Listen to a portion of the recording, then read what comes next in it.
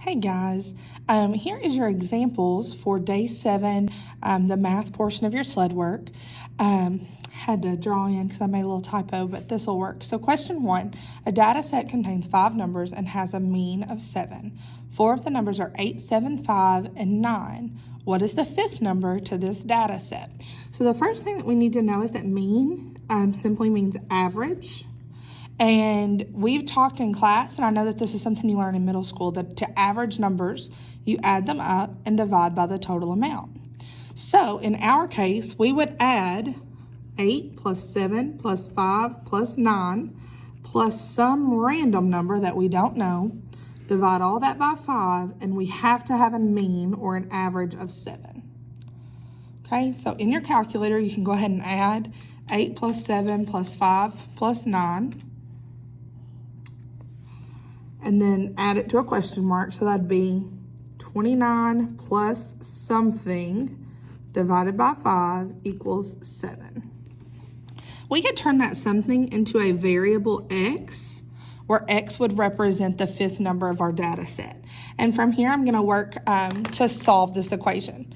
So I'm going to multiply both sides by 5, and that allows those to cancel. So I have 29 plus x equals 35, and then I would subtract 29, so x equals 6.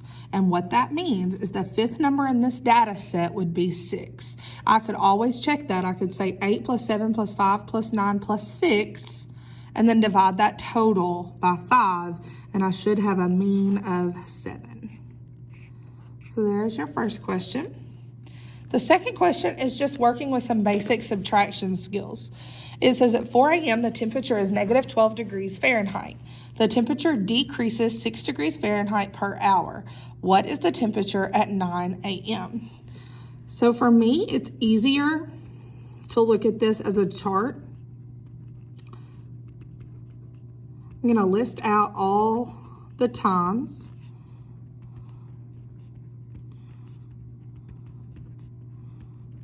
Because it's changing the same amount per hour, it's linear.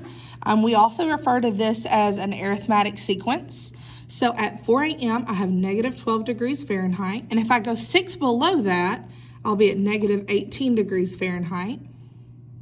If I go 6 more, I'll be at negative 24 degrees Fahrenheit. Negative 30 degrees Fahrenheit. This is starting to get dangerous. Well, it was dangerous here.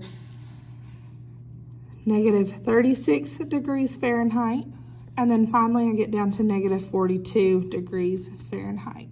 Now this would be much more realistic if we were increasing that much every day or per hour, and then if that were the case, we would have done negative 12 plus 6. So the answer to this question at 9 a.m.